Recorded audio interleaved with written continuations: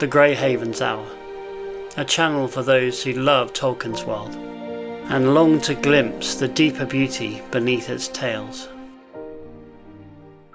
Welcome to the Greyhaven's Hour, where we linger on Tolkien's quiet sorrows and the beauty that never fully heals. Today, we turn to one of Middle-earth's most haunting absences, the story of the Entwives. No battle, no villain, just love that drifted apart until it could no longer be found.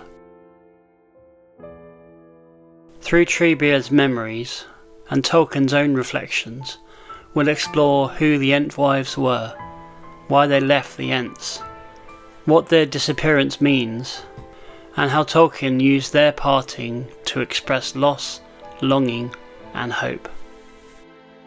This is The Lost Entwives, Tolkien's saddest love story. In the Two Towers, Treebeard tells Merry and Pippin, "Ents, the Elder called us, and the Entwives, they called our wives." The Ents were awakened by Eru Ilúvatar after Yavanna's prayer in the Silmarillion. She feared that the children of Ilúvatar would harm growing things, and so shepherds of the trees were made. From that gift came the Ents, spirits of nature given voice and purpose, and from among them arose the Entwives, who loved the living world differently. Treebeard recalls,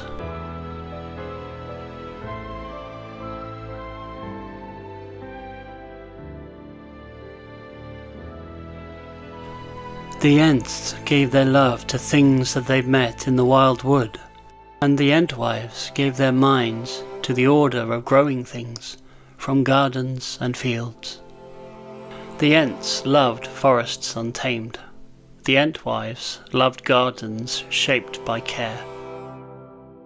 It was not conflict, just difference that grew with time. They moved east across the Anduin to the Brownlands, teaching men the arts of cultivation. "They taught them the art of tilling and of order and beauty," Treebeard says. This is one of Tolkien's few direct mentions of their deeds. They became almost mythic teachers of farming and the gentle order of life, the nurturing side of creation itself. Then came the War of the Last Alliance. Treebeard tells the hobbits, "When the dark came in the north, the Entwives crossed the great river and made gardens in the Brownlands. And there they were when the shadow came. The lands of the Entwives was burned with fire, and they vanished. Their gardens became barren and silent. The Brownlands lie ruined and dead," Treebeard says. "There are no Entwives now." The text never confirms their fate. Tolkien himself wrote in letter 144, "They survived only in the agriculture taught by men." Their bodies gone, their influence enduring. When Merry asks if they might find them again, Treebeard replies, "It may be that we shall find them again, but I do not think so." Yet he adds quietly, "We believe they went eastward." That hope, faint and impossible, defines Treebeard's sorrow. He does not rage or curse, he remembers. The Ents and the Entwives sing two verses that mirror each other.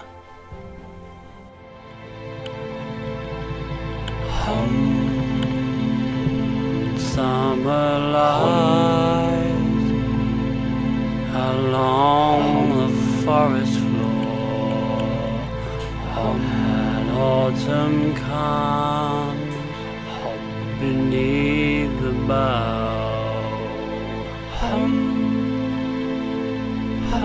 When winter comes and singing ends,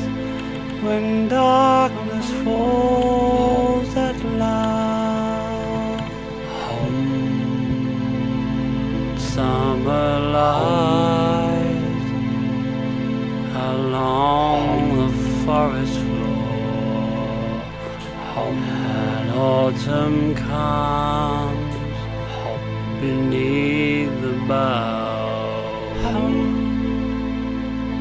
When winter comes and singing ends, when darkness falls at last. Each calls to the other, but their season never meets. It's Tolkien's simplest and saddest dialogue. Love speaking across time, but never answered. In a letter to a reader, letter 336, in 1972, Tolkien said, "I think the Entwives long since died, and were destroyed with their gardens, but some may have wandered off." He added that Treebeard's hope was vain, yet the search remains meaningful. Even in loss, the Ents' faithfulness honours creation. In an earlier draft, in the Tales of Years, The Lost Road, Tolkien noted that the Brownlands had been the garden of the Entwives destroyed by Sauron. So the loss is historical within his legendarium, not symbolic only. Tolkien hinted at their memory elsewhere. In letter 144, he wrote that the Entwives' love of order and cultivation may be the source of agriculture in men. In that sense, every field tilled in the Fourth Age is their afterlife. Treebeard's hope lingers. They would love your gardens if they saw them.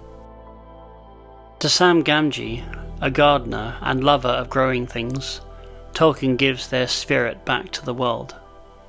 Through hobbits, the Entwives return. The story is not about romance alone. It's about division within creation. Wild and tamed, freedom and order, forest and field. Both are good, but when they forget each other, beauty is wounded. Tolkien called this theme the estrangement of the children of Yavanna. The Entwives show that love can end not in anger, but in drifting apart, and that even then, memory is holy. Treebeard admits, "We believe that we may meet again in the springtime, when we both have forgotten our sorrow." That line holds the core of Tolkien's hope, not certainty, but grace. The Entwives' loss mirrors so many of Middle-earth's tragedies: the fading of the elves, the ruin of Beleriand, the passing of magic. They are the world's gentlest symbol of the long defeat, and of the small hopes that persist within it. The Entwives are gone, their gardens burned, their songs answered only by echo. Yet Treebeard still believes that someday, when all sorrow is forgotten, they may meet again. Perhaps that is why their story moves us so deeply. It is not just about loss, it is about faith that outlasts even knowledge. If this reflection brought something gentle and sad and true, please like, share and subscribe for more journeys into Tolkien's quietest sorrows. And remember, sometimes the most beautiful stories are those that end unfinished.